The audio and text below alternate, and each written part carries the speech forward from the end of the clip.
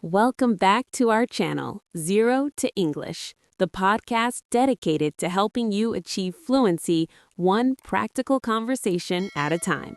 We break down real-world English so you can speak confidently in any situation. If you love practical lessons like this, please remember to subscribe, like, and hit the notification bell for more videos. Happy holidays, everyone! Welcome back to the English Learning Masterclass. I'm Perry. And I'm Alan. For today's masterclass, we are immersing ourselves in the most famous cultural event of the Western world, Christmas. This isn't just about learning vocabulary like Santa Claus. It's about understanding the logistics, the social expectations, and the specific phrases used for gifting, celebration, and planning. Our goal is to move you beyond simple holiday wishes and equip you to participate fluently in any Christmas conversation, whether it's discussing shopping budgets or deciphering a confusing Secret Santa rule. Perry, let's jump straight into our core scenario. Alan, you're a colleague, and we're catching up right before the 2-week Christmas break. We're discussing our plans. Ready, Perry. I'm so ready for this break. I've been completely run ragged trying to wrap up projects and manage holiday planning. I hear you. The holiday rush is real. My biggest task this week is getting all the presents under the tree before my in-laws arrive. The logistics of the season. Have you done all your gift shopping already? I'm still trying to figure out what to get for my nephew. I finished my main list, but I still have a few stocking stuffers left to buy. It felt good to get that out of the way early this year. Smart planning. My family is doing a Secret Santa this year to keep the cost down. It's a great way to handle large families, though figuring out what to get for your designated person is always a challenge. It definitely forces creativity. So what's the big plan for Christmas Day itself? Are you hosting a big gathering? No, thankfully. We decided to keep it small this year, just the immediate family. We'll exchange gifts in the morning, have a big Christmas feast around 2, and then probably just lounge around watching old movies. That sounds perfectly relaxing. We're hosting the extended family on Christmas Eve. We call it the Christmas Eve spread. Then Christmas Day is quiet, mostly because we'll be worn out from the night before. I can imagine. Are you doing a potluck this year, or is one person handling all the cooking for the feast? We're doing a semi-potluck. My sister is handling the turkey and the trimmings, but everyone is bringing a dessert or an appetizer. It's the easiest way to manage the massive undertaking. A good compromise. Well, I hope you manage to switch off completely over the 2 weeks. You too, Perry. Merry Christmas. That dialogue covered the 3 major logistical areas of the holiday: preparation, gifting, and celebration. Let's break down the essential terminology. We started by discussing preparation using the phrase run ragged. This means extremely exhausted, often from stress or overworking. It perfectly captures the pre-holiday feeling. And the resolution to that feeling is switching off. Switch off is a fantastic phrasal verb, meaning to stop thinking about work or stress. It is synonymous with relaxing completely. Next, the gifting terminology is crucial. Under the tree is the standard phrase for where wrapped gifts are placed, not just near the tree. Stocking stuffers are small, inexpensive gifts used to fill the large sock or stocking traditionally hung by the fireplace. Then we used 3 essential verbs related to gifts: gift shopping, the process of buying presents; get for, the simple verb phrase for purchasing a gift for someone, what to get for my nephew; and exchange gifts, the process of handing out and opening presents on Christmas Day. The most complex gifting system we mentioned was Secret Santa. This is a system where each person is randomly assigned one person to buy a gift for, and the budget is usually capped. It manages expectations and cost. Moving to the feast terminology, we contrasted 2 structures: a Christmas feast, the formal term for the large meal eaten on Christmas Day, and a Christmas Eve spread, a more informal term for a large display of food and snacks served the night before.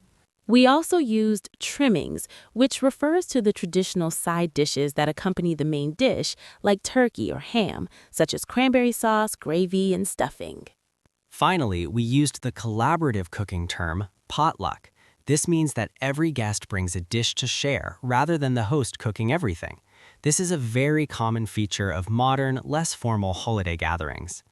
By mastering these terms, you can fluently discuss the preparations and the actual events of the Christmas season. Let's expand our vocabulary beyond the basics, focusing on different ways to talk about three key aspects: excitement, spending, and planning. We'll use 3 tiers: casual, professional, used for logistics and planning, and figurative for expressive language. Tier 1, expressing excitement. Casual, I'm stoked for Christmas break. Very strong enthusiasm. Professional, my anticipation levels are at a peak. Formal language used to describe high excitement. Figurative, I'm counting down the days. Literal phrase used to express high anticipation. Tier 2, discussing spending. Casual, I really splurged on gifts this year, meaning spent a lot of money. Professional, I need to adhere to the budget cap. Used when discussing structured spending, like in a Secret Santa. Figurative, I feel like I'm burning a hole in my pocket. Idiom, meaning money is being spent very quickly. Now let's focus on phrasal verbs essential for the season. Wrap up, to finish or complete a task. For example, I need to wrap up my shopping list. Deck out, to decorate extravagantly. For example, they decked out their entire house in lights. Mull over, to think about something carefully, often used for gift ideas. For example, I'm still mulling over what to get my mom. Hand out, to distribute. For example, we hand out gifts after the feast. Let's look at Christmas collocations, words that naturally go together. We don't just feel festive, we have a festive mood or festive spirit. We don't just enjoy a meal, we enjoy a sumptuous feast. We don't just wish people well, we offer seasonal greetings. Mastering these 3 tiers allows you to discuss the holiday in any context, from a casual conversation with a friend to a professional email explaining your holiday leave schedule. Christmas is a deeply cultural event, and the way we discuss it is governed by unwritten rules, or pragmatics. Pragmatic Rule 1, the principle of anticipation. The conversation often focuses on what is going to happen or will happen, necessitating heavy use of future tenses. For example, we use future simple, will, for spontaneous offers. I'll make the gravy this year. We use be going to for pre-planned logistics. We're going to host Christmas Eve. Pragmatic Rule 2, the softening of stress. Even though Christmas is logistically stressful, culturally, you are expected to downplay the negative aspects and focus on the joy. If someone asks, is hosting stressing you out? You should avoid overly direct negativity. Instead of, yes, it's a nightmare, you say, it's a massive undertaking, but it's worth it for the family. You soften the stress by validating the effort. Pragmatic Rule 3, the gift conversation etiquette. You never, ever ask the cost of a gift. If you want to know what someone wants, you ask for a hint, not a direct request. You can say, could you give me a little hint about what you might like this year? Or have you seen anything that's caught your eye lately? You ask about preferences, not price tags. Another subtle point, the distinction between Christmas and the holidays. Using happy holidays is the pragmatic choice in professional or diverse public settings, acknowledging that not everyone celebrates Christmas specifically. Using Merry Christmas is reserved for people you know celebrate the holiday and is often used in a more personal or familial context. This cultural awareness is key to professionalism. Time for practice. We will give you a scenario, and you, the listener, must pause and respond using the appropriate vocabulary and pragmatic strategy. Scenario 1.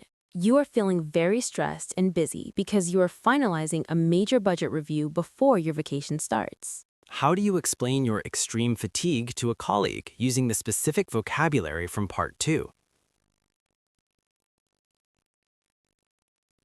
The best response? I've been completely run ragged trying to wrap up this budget review. I really need the break to switch off. Scenario 2. Your friend asks you about the Christmas dinner menu, and you need to explain that everyone is bringing a dish. How do you explain the concept of a shared meal using the specific terminology? The best response: we're doing a potluck this year. My cousin is handling the turkey, but everyone else is bringing an appetizer or dessert for the feast. Scenario 3. You have just finished buying all the small items you needed for your family. How do you describe these small gifts using the correct term and express relief? The best response? I just bought the last of the stocking stuffers. I'm glad to get that out of the way so I can relax now. Scenario 4. Your boss tells you the final deadline for a report is December 23rd. How do you respond using the future perfect tense to show completion before the break? The best response: I understand. I will have completed the full report and send it to you before December 23rd. Scenario 5. You want to ask your friend what gift they might want without asking about price or being too direct. How do you use the subtle, pragmatic approach to ask for a hint? The best response: I'm having trouble finding the right gift for you. Have you seen anything that's caught your eye lately? Excellent. Using these structures under conversational pressure is the key to achieving fluent holiday communication. We have covered the logistics, the vocabulary, and the cultural rules of the holiday season. Let's summarize the core strategy. The perfect holiday conversation hinges on your ability to use the right language for the right context.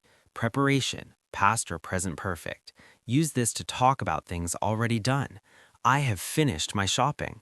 Feast, nouns, master feast, trimmings, and potluck.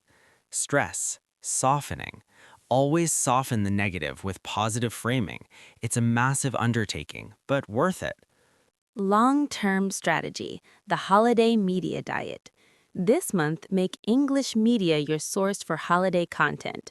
Watch classic Christmas movies like It's a Wonderful Life or Love Actually, and consciously identify 3 new pieces of vocabulary or specific holiday idioms. Pay close attention to the gifting language in films and shows. How do characters subtly ask for things? How do they graciously accept things they don't like? Another actionable step, practice using the future perfect tense, I will have done, when discussing your vacation plans, as this tense is frequently required for setting post-holiday expectations. Your confidence during the holiday season is built on this practical vocabulary and cultural understanding. Embrace the festive spirit. Thank you for joining us for this masterclass. Merry Christmas and Happy Holidays. Goodbye for now. Farewell.